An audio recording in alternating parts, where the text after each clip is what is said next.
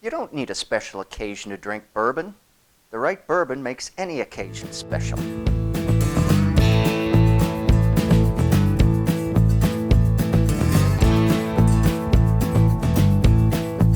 Hey Beer to Whiskers, welcome to another episode of It's Just Bourbon.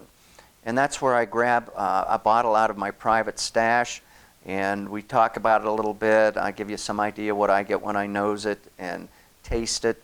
Give you a story about it if there is one, and there almost always is one with a good bourbon. Today we're going to talk about Johnny Drum Private Stock Straight Kentucky Bourbon. And there's nothing overly special about the packaging, obviously, or the label. It's produced by Willett. It's bottled at the Johnny Drum Distillery in Bardstown, Kentucky. We're not really sure where the bourbon is distilled, but we know it's bottled at Johnny Drum. Johnny Drum is a label that you don't often see, and they do have other labels that are less expensive and more accessible. But the private stock is probably the more renowned of the different labels.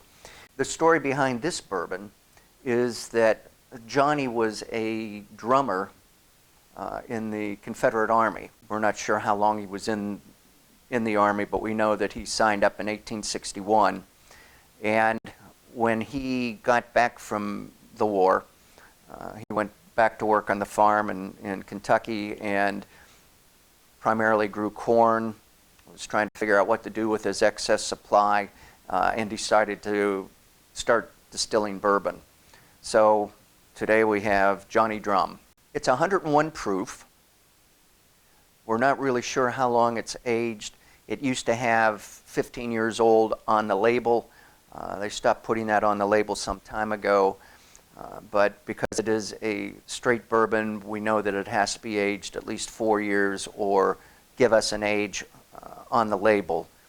It does not do that, so we know it's at least 4 years old, and it's probably a little bit longer than that. We're not sure what the mash bill is. They don't put it on the label. They don't advertise it at all. Obviously, we know it's 51% corn, but that's really all we do know. So let's give it a little nose here.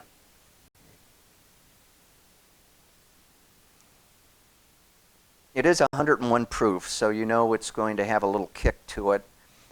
On the nose, the alcohol sort of overpowers everything else. It sniffs a little boozy. And then with kind of a hint of caramel, or caramel, depending on how you say it. That's pretty much the sum total of what I get out of the nose.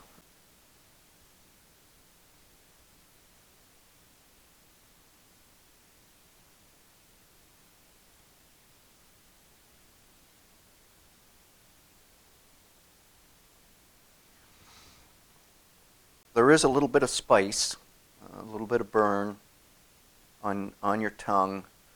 I'm getting some hints of caramel. I'm getting a little bit of vanilla, and there's a little bit of a smoky thing going on there.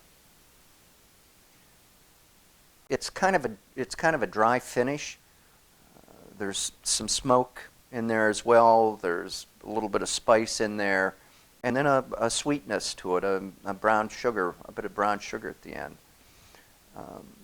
Actually, it's quite nice. I like it.